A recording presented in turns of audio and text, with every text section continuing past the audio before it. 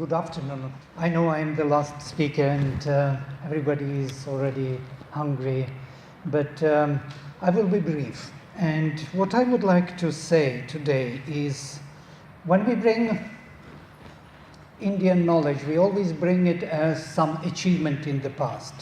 We are not developing it for the future. We are never doing our own research in this field. It is so much there already. It is such a rich tradition that nobody dares even to compete with it or to apply it. You see, we have such a beautiful presentation today on all the terms. Who is capable to go deeply into all of them? There are only few people in the world who can comprehend those terms, you know. But what is interesting, Aurobindo's view is a bit also unique in this way. He was always revolutionary. He was always a thinker, researcher. He was studying these texts for himself. And through himself, he was bringing in new knowledge. That's what we are supposed to do. For example, on education, where he says, those systems of education which start from insufficient knowledge of man, he speaks about, of course, the Western education, think they have provided a satisfactory foundation when they have supplied the student with a large or well-selected mass of information on various subjects, which comprise the best part of human culture at the time. The school gives the materials. It is for the student to use them. This is the formula. Is it not the formula today? The same formula. But the error here is fundamental.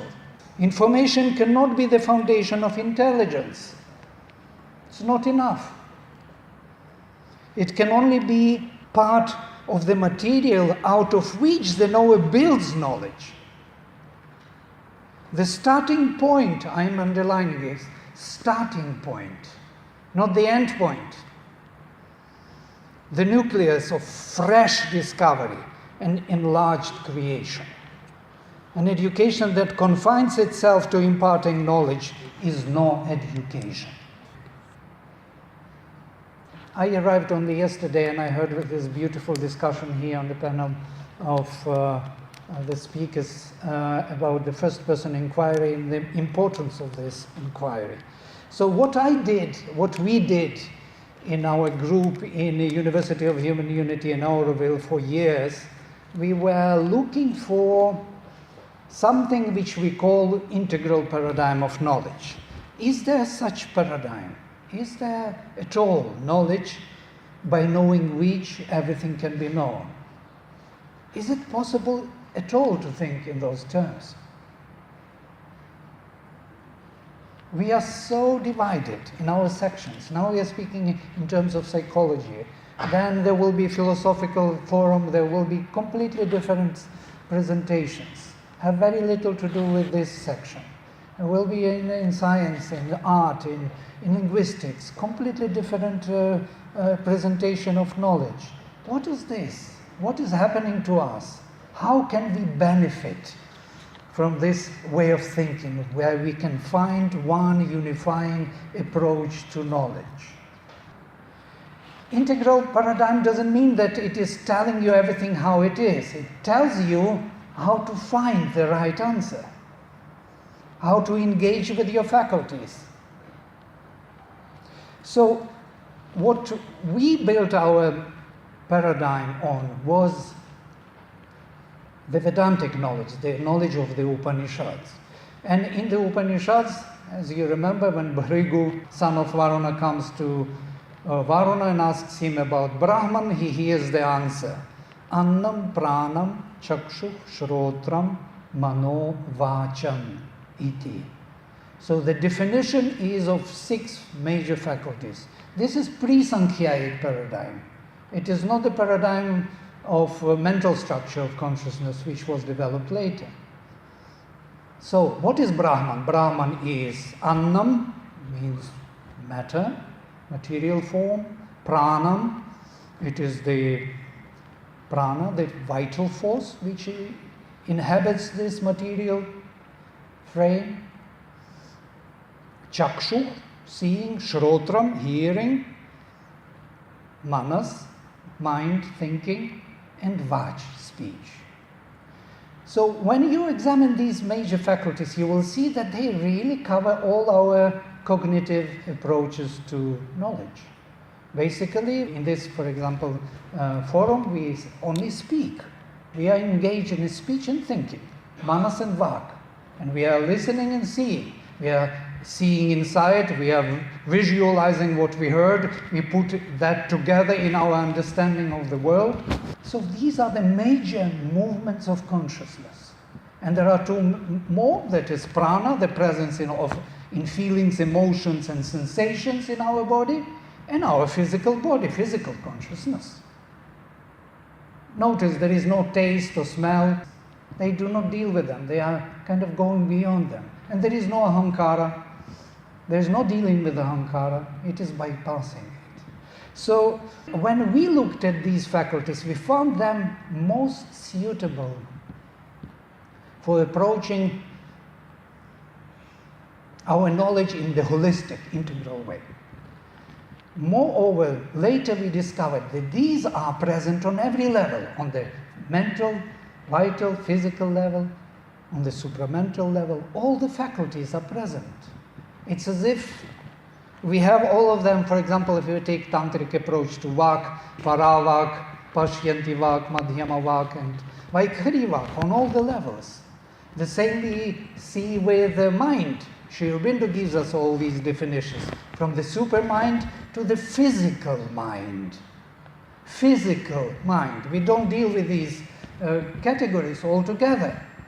On each level there is mind. There is vital mind, there is mental mind, there is overmind, there is supermind, supramental mind. So the same must be with seeing. There is seeing, a revelation of the highest truth on the highest level, and the organ of seeing here, the same with hearing. On all the levels, the faculties are present. I'm giving you the background from which we are coming, that you understand what is following. Now, when we come to the first-person inquiry and third-person inquiry, this I want to intervene into this presentation. We will see that mainly we are studying it as a third-person inquiry, as domains of knowledge. Psychology as such, philosophy as such, history as a subject.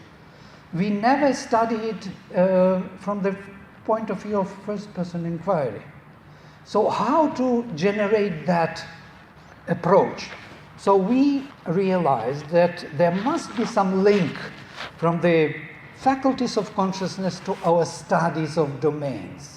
And this would be the approaches to knowledge. And they are limited in number, limited to the faculties we have of seeing, hearing, speaking, thinking. We cannot go beyond these. They are few. I would say 6 to start with. Maybe there are more. But I don't see more. And I don't need more within this consciousness I have. So integral education is focused, in our view, on the development of the faculties of consciousness and their applications rather than on the domains. Such an education where the studies of the humanities are introduced for the subjective studies of individual consciousness may become a new approach to education in the nearest future. It is as if the domains as such are not important, but the consciousness of the individual which makes all the domains a means for self-discovery and therefore valuable and interesting. So the approaches to knowledge are more valuable for us than the domains. Domains are the descriptions of somebody's research. It may not relate to me. I may remember it as a truth, but it is not mine. It does not belong to me. It's not my discovery. We want to use the domains as the means, as the tools for self-discovery. We want to redirect the interest towards the first person. And that's why we speak about the approaches to knowledge. Now, these are the 6 major faculties which are mentioned by Taittiriya. They are mentioned throughout the Upanishads. You will be surprised that in the Upanishads, everywhere they are present. Upanishads are not dealing with devatas. Devatas are these faculties, by the way. There is no worshipping of them. There is no religion as such. It's a kind of psychology. It's a yogic psychology.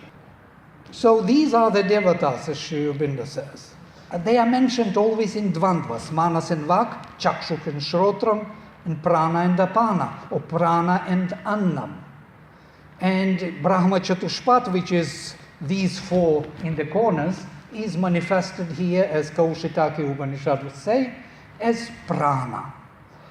And notice that on the left side, manas and chakshuk deal with rupam, and on the right side, shrotram and vak deal with nama. Nama and rupa. By these two, as Shatapatha Brahmana would say, Brahman is embodied in this world. These are the agents, Brahma Chatushpat. The spirit comes to this world through these faculties. Moreover, Kena goes even further. Kena starts with this question. Kene shitam patati preshitam mana. Kena pranav prathamav praiti yuktaha. Kene shitam vacham imam vadanti. Chakshuk shrotram ka udevo yunakti. All the faculties are mentioned. By whom compelled this mind, this thought flies to its target? Why? We need this logical conclusion. Who made this way? It's a profound question. Who is connecting this life force to this body, to its working in the body? By whom compelled this speech we speak here? Who is making us say what we say? Why do I choose this topic today? Why do I say this word now and not another word? Who made me do it? Chakshuk shrotram ka udevo yunakti. Who is that God who unites hearing and seeing, who unites rupa and nama into one being? Who is uniting the apprehensive and comprehensive cognition, in modern terms, into one movement of knowing?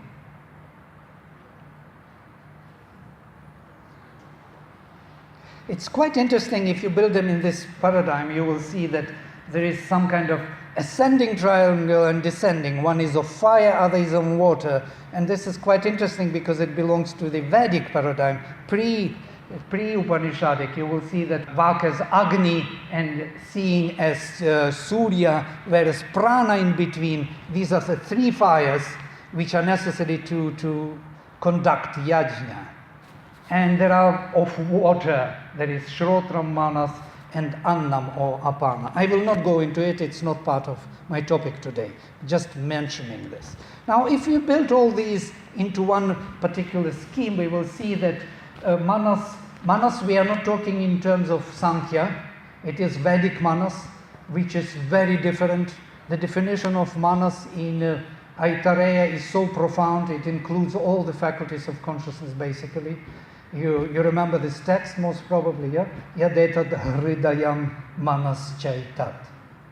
Samjnanam ajnanam vijnanam prajnanam medha drishtir dhritir manisha jutir smritir sankalpa kraturasu kamo vasha iti sarvan yavaitani prajnanasya nama dheyani bhavanti. These are all the names of this prajnana, whereas manas is the central. I cannot give the whole overview, but it is quite interesting. The manas and chakshus, they are about self-knowledge. Self as such, knowing apprehensively what is there. So self-knowledge subjective, I could think, and self-knowledge objective. Then there is speaking and hearing, vach and shrotram, which belongs to the spirit knowledge or comprehensive cognition. It is only through the speech and hearing that we understand what things about. If I show you this thing and I will ask you, what is this, what you see? I'm sorry, maybe I'm a little bit deviating, but it is quite interesting to wake up to this. What is this? Spects. How do you know that this is spects? Do you see spects? You know it by the word. And that word is exactly that which gives us the meaning, the comprehension. Because the word tells you that this is to be used here to see better. You don't see it in the thing. You have to know it, how it is used with other things in connection. So all this connectivity of meaningful relations creates the meaning. And there is also prana and apana manifestation knowledge. So I am moving forward. So the subjective objective is another, for the lack of better word, I'm using these words. So if subjective self-knowledge can manifest the psychological approach, fundamental approach of our first-person inquiry, so to say, subjectively knowing oneself and other selves, then enlargement of that, or going out of oneself and comparing it, looking at others how they are, in comparison to my own knowing, it will be objective self-knowledge. Again, self-knowledge. How all these selves relate to one mosaic of all one big self. We ourselves, physically, vitally, mentally, and spiritually, supramentally. So relational knowledge would be a linguistic approach, how I express myself subjectively, my own speech, not language, notice. Here we distinguish speech and language. I can choose the language to express myself that you may understand me, but my own speech is the intention which is coming through me. It's that what is called pashyantiva, that aha, that flash. I know it, but I don't have words yet. I will look for the words. Oh, now I build the whole presentation. Now you understand me. And I understand myself. Before I only felt it. My surface being didn't understand it. That flash, that intuition which came to me has to be explained to my surface consciousness. So I am using language for that. And my surface consciousness agrees that yes, now it is understood. Now I appropriate this idea. I can already build around it something else. It becomes a new step on the way. And that is sociological and historical approach, where all things are related in a meaningful fashion. Then we have artistic approach, creation of the vital form for the embodiment, art. Through feeling, charging it with life force, bringing it through one's own subjective living as an experience, and creating from it an entity which can be embodied. Yeah? Every artist knows this. Every artist goes through this process. And then it can be embodied objectively. Manifestation of objective, a scientific approach to knowledge where we look at things objectively as they are embodied in material form. Now, if you take these approaches and domains, you will see a very beautiful picture. So you see approach and domain. So domains are those formations, those forms which were created by the approaches. But they can be approached again. So you can approach psychology from the philosophical point of view, you can approach philosophy from a historical point of view, you can approach linguistics from artistic point of view, and so on and so forth. So once we form within us these approaches, which are limited in number because of the faculties are limited, we could have a very holistic approach to the humanities study, which become more and more first-person inquiry method-oriented. Instead of being a professor of philosophy, you become a philosopher. You know how to philosophically engage with any domain. You can examine any domain, not only these, all other domains. But if you know what is philosophical approach, you have to form it within yourself first. The same with psychology. You can approach psychologically all issues. Socially, psychology of social development, yeah? Psychology of art, psychology of language. These are subjects which are available today and they are being studied in the universities. But they are not holistically viewed as the development of our consciousness, of ourselves. So for me, now, it looks like this. To be a psychologist, you have to know how to say, to engage with philosophy psychologically, with language, with history. You have to have a psychology of art, understanding how art works, and science. You have to review all these fundamentals psychologically. Then you will have a formation of psychology. Moreover, you will have something to say about those domains. And you can engage through them also with other topics.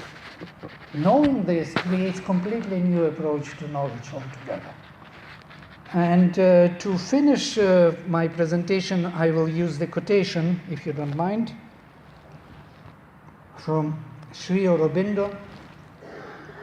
Sri Aurobindo's message to future generations. This is taken from Renaissance in India, and because of these two quotations, I dare to do what I do now, try to review everything in a new light.